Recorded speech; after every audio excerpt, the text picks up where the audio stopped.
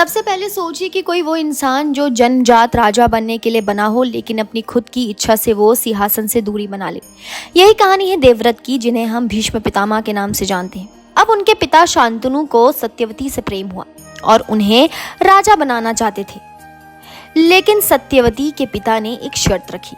उनका पुत्र राज्य सुखी होगा, देवव्रत राजा नहीं बनेगा। देवव्रत ने उस शर्त को स्वीकार कर लिया और बड़ी ही दृढ़ता से सदा केंद्र ब्रह्मचारी की प्रतिज्ञा ले ली कि वे ना विवाह करेंगे ना राज सिंहासन लेंगे। इस निर्णय ने देवव्रत को भीष्म बना दिया। उन्होंने न सिर्फ पिता की खुशी के लिए बल्कि हस्तिनापुर के भविष्य निर्माण को संतोष पूर्वक त्याग दिया। भीष्म की ये प्रतिज्ञा महाभारत की सबसे अहम धुरी बनी। लेकिन सवाल ये है कि क्या धर्म से बड़ी कोई प्रतिज्ञा हो सकती है? उनका वचन जो पिता के सुख के लिए लिया गया था, बढ़ते समय के साथ उनकी मुसीबत बन गया। उन्होंने धर्म को पूरा किया, लेकिन उस धर्म की असरशाली ट्विस्ट ये थी कि उन्होंने सत्यवती और शांतनु के पुत्रों को राजा बनाने की कसम खाई थी, भले ही वो आगे चलते हुए अन्याय के पीछे खड़े हों। कुरु परिवार में जैसे ही दुर्योधन और दुर्योधन के बढ़ते अत्याचार शुरू हुए, भीष्म चाहकर भी कुछ नहीं कर पाए। उनकी प्रतिज्ञा ने उन्हें अचूक बनने की जगह तमाशबीन बना दिया। उन्होंने द्रौपदी का अपमान सहा, सभा में अन्याय देखा, लेकिन जवान बहादुर होने के बावजूद चुप रहे। वह सदैव बोलते रहे, मेरी प्रतिज्ञा मेरी मर्यादा है। लेकिन इसी प्रतिज्ञा ने पांडवों की जेब छेदी। ये प्रतिज्ञा उनसे धर्म की चुनौतियों को भी शिकस्त नहीं मिलने दी। पर महाभारत युद्ध तक आते आते हिंदू धर्मशास्त्र ने कुछ सरल नियम नहीं छोड़े। दृश्य काल में श्री कृष्ण भूमिका निभाने आए। वे पांडवों के मार्गदर्शक थे, लेकिन उनका तरीका सीधे सीधे लड़ने का नहीं बल्कि रणनीति छल में काम करने का था। वे भगवान थे, लेकिन उनके पास भी धर्म से ऊपर लक्ष्य या धर्म की पुनर्स्थापना। लड़ाई के 9वें दिन भीष्म ने पांडवों के सेनाओं को बुरी तरह कुचल दिया। अर्जुन हतोत्साहित था और तब कृष्ण क्रोधित हुए। उन्होंने उठाया था एक फंडा, एक शपथ ली थी कि यदि जरूरत पड़े तो वे भीष्म को मारने के लिए हथियार उठा सकते हैं। अर्जुन ने उन्हें रोका, ये याद दिलाकर कि उन्होंने वचन दिया था कि वे केवल रथ चलाएंगे।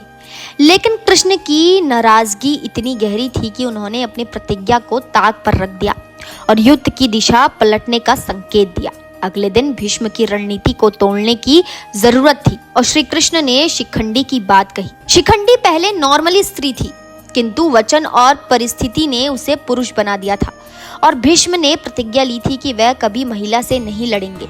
इस कमजोर बिंदु को पकड़कर कृष्ण ने अर्जुन से कहा, शिखंडी को सामने रखो और तुम पीछे रहो। भीष्म ने अपने धनुष को गिरा दिया और अचूक महान योद्धा भीषण अवस्था में बन गए।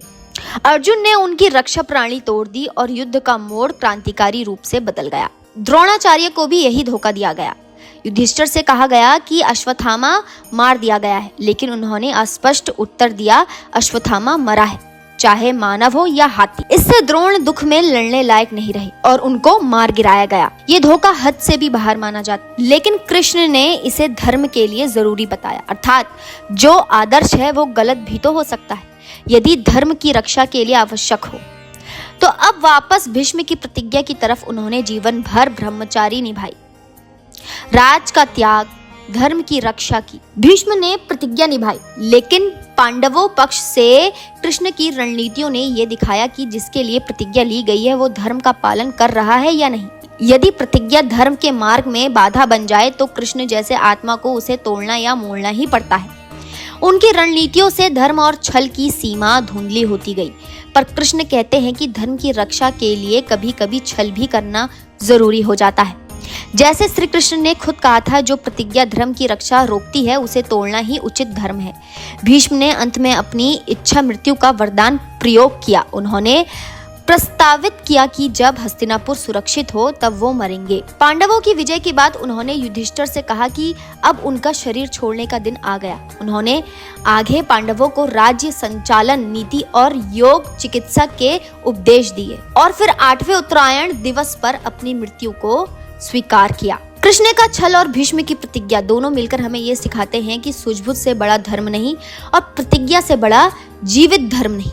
महाभारत में जहां भीषण युद्ध हुआ, पर असली लड़ाई ज्ञान और धर्म को बचाने की थी। इस कहानी के हर मोड़ में हमें ये पता चलता है कि वचन महत्वपूर्ण है, लेकिन जनता के हित में कभी कभी छल भी आवश्यक होता है, पर वो छल धैर्य, रणनीति, चरित्र और धर्म की छाया में ही होना चाहिए। तो अगली बार जब आप भीष्म पितामह की प्रतिज्ञा याद करें, याद रखना कि श्री कृष्ण जैसा भगवान भी समय समय पर छल और मोहभंग से धर्म की रक्षा करते हैं, क्योंकि अंत में धर्म की विजय ही सबसे बड़ी सेना है। अगर यह कहानी आपको पसंद आई हो दोस्तों, तो वीडियो को लाइक करें, चैनल को सब्सक्राइब करें और बताइए क्या आप भी मानते हैं कि कोई प्रतिज्ञा धर्म से ऊपर नहीं हो सकती, या कुछ घटनाओं में छल ही धर्म बन जाता है।